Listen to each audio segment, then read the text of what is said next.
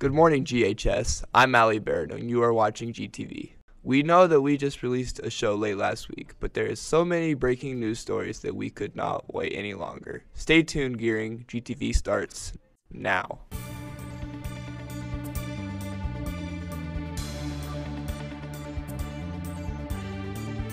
Gearing High School's newest news source, brought to you in high definition from GHS Studios in Gearing, Nebraska. This is GTV. Here is your anchor, Ali Baird. Well, you've heard the rumors, and yes, they're true.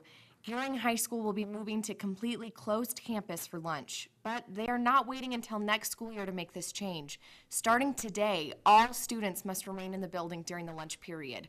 Brian Casterdon has more detailed information on the news.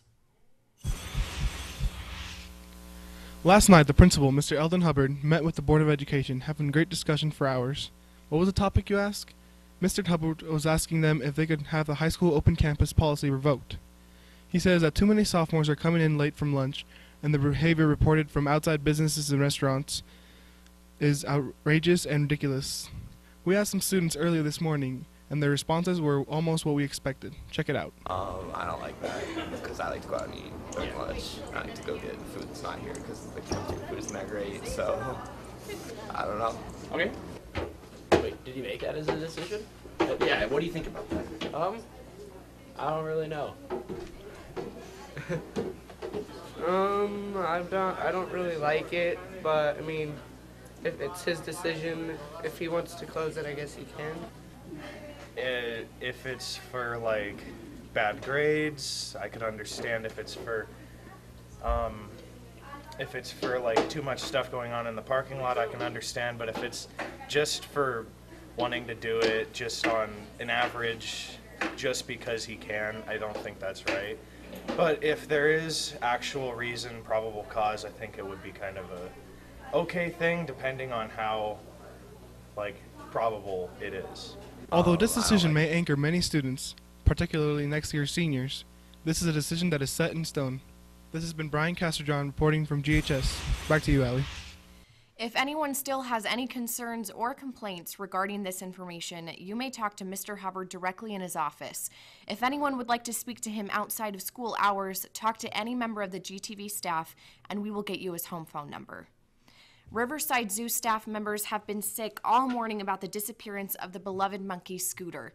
Devin Hawkins is live and on location at Riverside. Is there any new information, Devin? This just in, do not leave your houses. There is a monkey on the loose in Scottsbluff County. Officials at Riverside Zoo told GTV that a male capuchin named Scooter managed to get out of its enclosure on Wednesday afternoon. Visitors were asked to leave the area as a safety precaution and escorted indoors. The escaped monkey is especially worrying to local authorities due to the fact that Scooter shares relatives with the recently famous drunk knife-wielding monkey in Brazil. This intoxicated primate wreaked havoc on local bars and pubs in a small Brazilian town over the course of 3 days.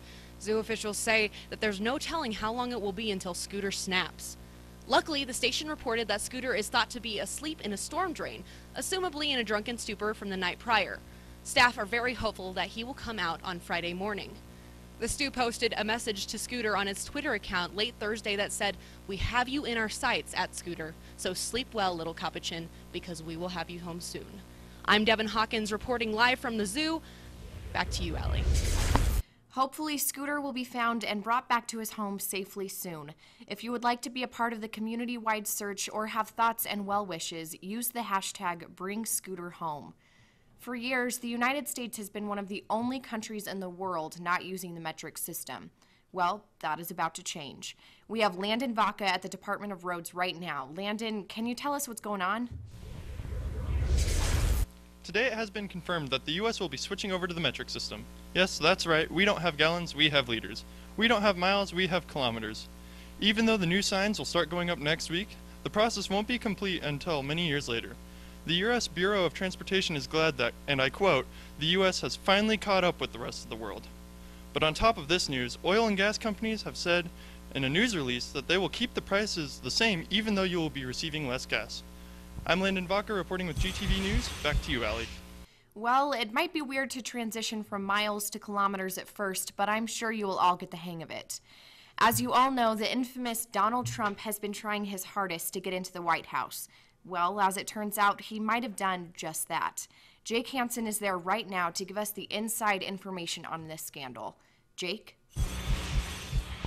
Donald Trump has just bought whitehouse.gov, the domain name for the United States White House, for just a mere $28.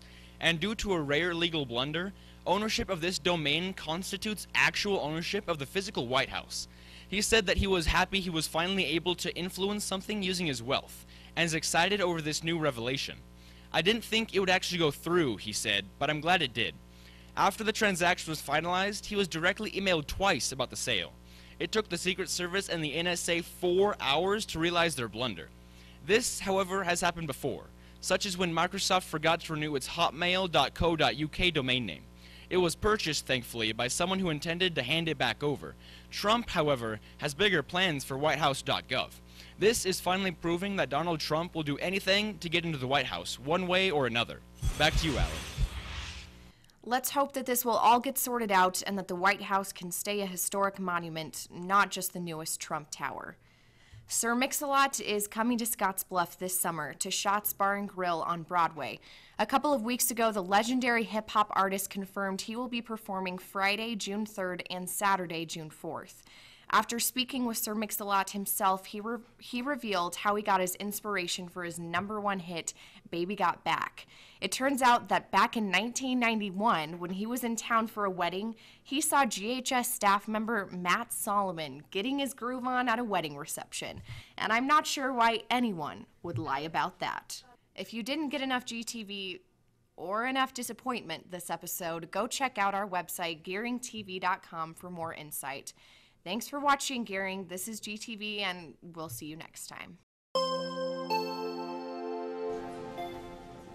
Thank you for watching this special April Fool's Day edition of GTV. Happy April Fool's Day, everyone.